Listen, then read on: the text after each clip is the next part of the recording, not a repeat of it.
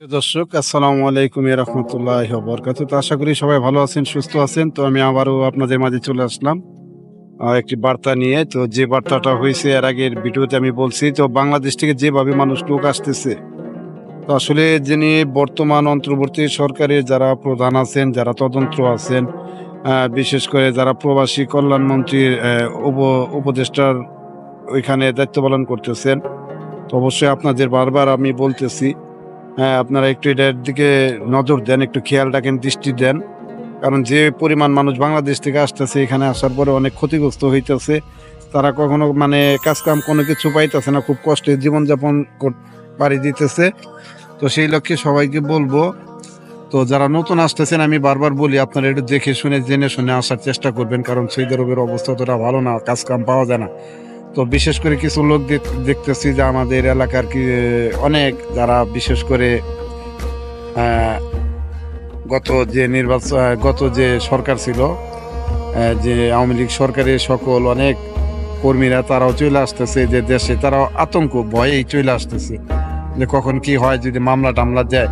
কিন্তু না, আমি অন্তর্বর্তী সরকার সহ এবং বিরোধী দল যিনি ছিলেন জাতীয়তাবাদী বিএনপি, তো সবার উদ্দেশ্যে বলতে যাচ্ছি যে আওয়ামী লীগ যেমনটা করছে এমনটা যেন বিএনপি না করে, তাহলে তো সেম সেম হয়ে গেল। যাতে সেম সেম না হয় সেদিকে দৃষ্টি রাখবেন।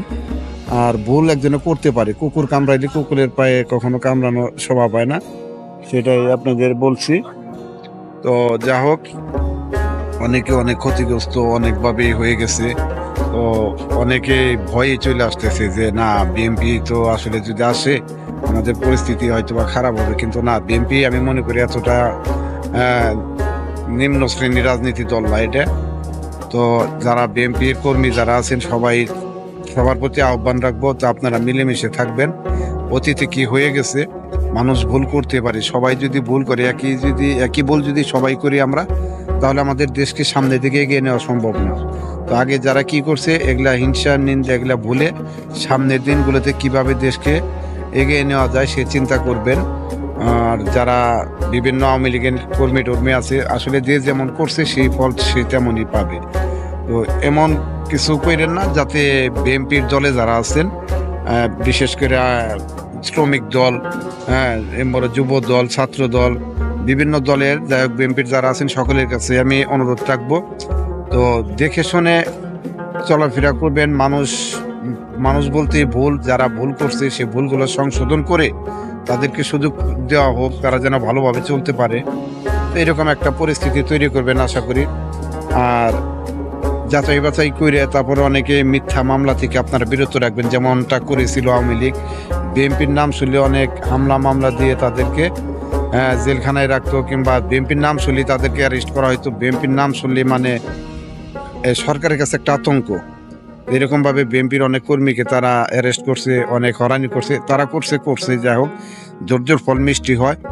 তো ধৈর্যশীলটাই আল্লাহ পাক পছন্দ করে। ওনারা যেমন করছে তো তেমন কর্মের ফলটাই পাইছে। তো এমনটা যেন আমরা যারা বিএনপিতে যারা আছেন তাদেরকে আমি অনুরোধ করছি, ওইরকম যেন আপনারা না করেন। কোথাও যেন চাঁদাবাজি না হয়, কোথায় যেন ভূমিদস্যু না হয়, কোথায় যেন মাদক ব্যবসায়ী না চলে। সর্বদিক দিয়ে আপনারা খেয়াল রাখবেন। তবে এই পর্যায়ে সবাই ভালো থাকবেন, সুস্থ থাকবেন। তবে ইউটিউব চ্যানেল সংবাদ পরিক্রমার পক্ষ থেকে সবাইকে জানাচ্ছি আন্তরিক শুভেচ্ছা অভিনন্দন। ভিডিওটা যদিও রাত্রিকালীন, সবাই ক্ষমা দৃষ্টিতে দেখবেন। আল্লাহ হাফেজ।